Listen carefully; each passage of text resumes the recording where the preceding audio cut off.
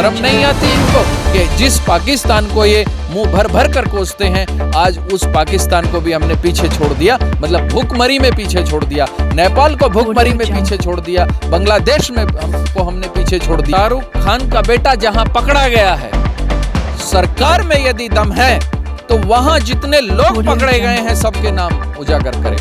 अमित शाह, मोदी और आरएसएस प्रमुख के अलावा इस देश में 3000 क्विंटल 3000 क्विंटल जो स्मैक आई है, इसके अलावा कोई मंगवा नहीं सकता। तुम मंगवा सकते हो, मैं मंगवा सकता हूँ। क्या लगता है आपसी तनातनी चल रही है सेंट्रल और प्रदेश सरकार के बीच?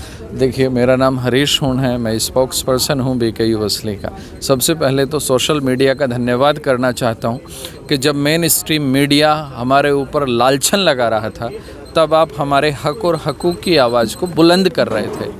अब बात आती है कि सरकार पर हमारा प्रभाव पड़ा या नहीं पड़ा।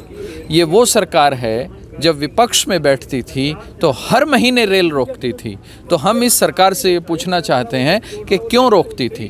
दूसरी बात, सरकार पर प्रभाव है या नहीं है, इसका कोई पैरामीटर नहीं है नापने का, क्योंकि आज जो सरकार की गोद में मीडिया जाके बैठ गया है, जो मेन स्ट्रीम मीडिया है, जो सरकार का लाउड स्पीकर बन गया है, वो सरकार के हितों की बात करता है। और हम आपको बता दें कि किसान आंदोलन से ये सरकार बैकफुट पर है। भारत की संस्कृति ये कहती है कि तू इतनी सफाई मत दे, कि तू इतनी सफाई मत दे कि दुनिया तुझे आरोपी समझ ले। तो ये सरकार 24 घंटे सफाई देती है, कभी हमारे ऊपर आरोप लगाती है कि हम आतंकवादी हैं, कभी खालिस्तानी हैं, कभी नए नए नाम हमको देती है, आंदोलनजीवी हमें कहा प्रधानमंत्री ने। तो ये इनकी बौखलाहट और ये इनका मानसिक दिवालियापन ये बताता है कि ये किसान आंदोलन से घबराए हुए हैं और बैकफुट पर हैं। और आपने गांव समाज में, हम तो गांव के लोग हैं, किसान लोग हैं, गांव में कहा जाता है कि किसी को एक बार आप पीट दो, उसकी गलती है, तब आपने उसको पीटा, वो फिर खड़ा होकर कहता हिम्मत है तो फिर पीटो।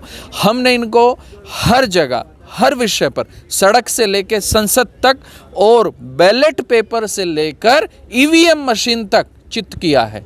मैं चारों चीज़ें गिनवा रहा हूँ। सड़क में हमने इनको चित किया, सड़क पे हम आंदोलन कर रहे हैं, संसद में हमने इनको चित किया, बैलेट पेपर में उत्तर प्रदेश के पंचायत चुनाव में हमने इनको पीछे धकेला, और ईवीएम में बंगाल चुनाव में हमने इनको पीछे धकेला। सरकार पूरे दबाव में है और सरकार आज नहीं तो कल भारत की सरकार ही हमारी बात मानेगी। आपने कहा किसानों के आंदोलन से सरकार बैकफुट पे। जी, पहला सवाल तो ये कि सरकार आप किसान मानती नहीं, वो तो कहती है जो चौपाल में किसान आ रहे वही किसान है, आप तो किसान ही नहीं है। हाँ। तो आप कैसे बैकफुट पे सरकार आ रही है? मैं सरकार से ये पूछना चाहता हूं कि जब हम किसान नहीं हैं तो विज्ञान भवन में हमसे 11 दौर की वार्ता क्यों की, और सरकार ने विज्ञान भवन में 11 दौर की वार्ता किससे की, सरकार ये बताए।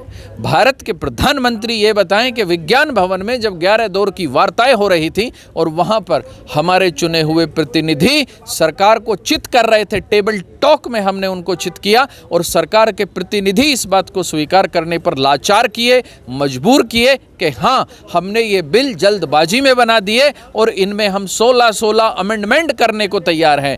जिस बिल को बने हुए 16 दिन नहीं हुए हों, उसी बिल में 16 अमेंडमेंट करने के लिए सरकार तैयार हो जाए, तो किन की बात मानकर तैयार हुई थी, किसानों की या खालिस्तानियों की? ये सरकार को बताना पड़ेगा। वो कृषि मंत्री लगातार इस बात को कहते आ रहे हैं कि आप कानून में काला क्या यही नहीं समझा पाए 11 दौर की वार्ता के बाद। बहुत अच्छी बात है, हम ये बता दें कि पूरे कानून काला है, और मैं चुनौती देता हूं आपके माध्यम से पूरी सरकार को, जितनी भी हमारी 11 दौर की वार्ताएं हुई हैं, यदि सरकार में दम है तो उनका लाइव टेलीकास्ट करा दे, क्योंकि उनकी रिकॉर्डिंग है सरकार के पास। सरकार को पता चल जाएगा कि हमने कितनी बार सरकार को बताया है कि उसमें काला क्या है, और हमने तो बताया है 1000 बार, लेकिन सरकार आज तक एक भी फायदा, एक भी ऐसा किसान का हित उन बिलों में नहीं बता पाई है जो किसान के लिए लाभदायक हो। हाँ, कॉरपोरेट के लिए पूरी तरह से वो लाभदायक है, क्योंकि तीनों बिलों के नाम बताए जाते हैं। अब आप यदि तीनों बिलों के नाम हैं, सबसे पहले तो एसेंशियल कमोडिटी एक्ट में अमेंडमेंट करते हैं, खाद्य पदार्थों में असीमित भंडारण की आज़ादी देते हैं।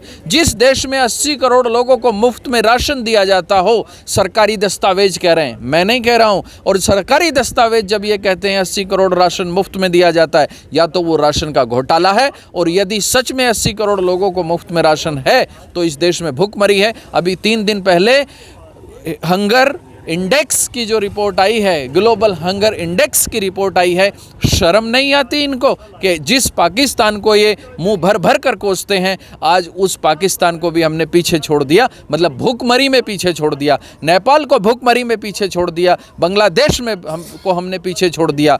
मेरे देश में आज नेपाल, बांग्लादेश और पाकिस्तान से ज़्यादा भूखमरी है, और क्या चाहिए। लेकिन उससे भी ज़्यादा मेरे देश का मेन स्ट्रीम मीडिया भूखा है, जो इतनी इम्पोर्टेंट खबर को खा गया, जो उस खबर को नहीं दिखा रहा है। आज इस देश का वो मीडिया इतना भूखा है कि जो देश को खबर बतानी चाहिए, जनता को खबर बतानी चाहिए, उसे नहीं बताता, उसे खा जाता है। ये ग्लोबल इंडेक्स जिससे रिपोर्ट आई हमारे देश में, हाँ। हम पाकिस्तान, बांग्लादेश और नेपाल से भी नीचे हाँ। गिर चुके हैं। ज़्यादा भूखमरी है हमारे यहाँ। भूखमरी है। ये खबर दबा करके क्या इतनी ज़रूरी है कि आर्यन खान ड्रग्स लिया, पकड़ा गया, वो ज़्यादा ज़रूरी हो गया है। 3000 किलो RDX अगर अडानी के पोर्ट से पकड़ी जाती है, वो गायब हो जाती है, लेकिन शाहरुख खान के बेटे ने ड्रग्स लिया था या नहीं, ये बड़ी खबर बन गई। सबसे पहले तो मैं ये बता दूं कि शाहरुख खान का बेटा जहां पकड़ा गया है, सरकार में यदि दम है तो वहां जितने लोग पकड़े गए हैं सबके नाम उजागर करे।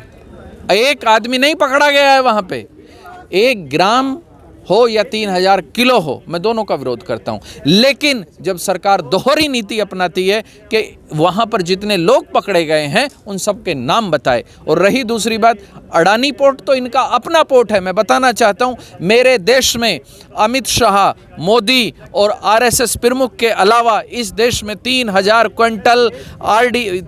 क्विंटल जो स्मैक आई है, इनके अलावा कोई मंगवा नहीं सकता। तुम मंगवा सकते हो, मैं मंगवा सकता हूं, और फिर मेन स्ट्रीम मीडिया उस खबर को खा जाए, मेन स्ट्रीम मीडिया उस खबर को चबा जाए।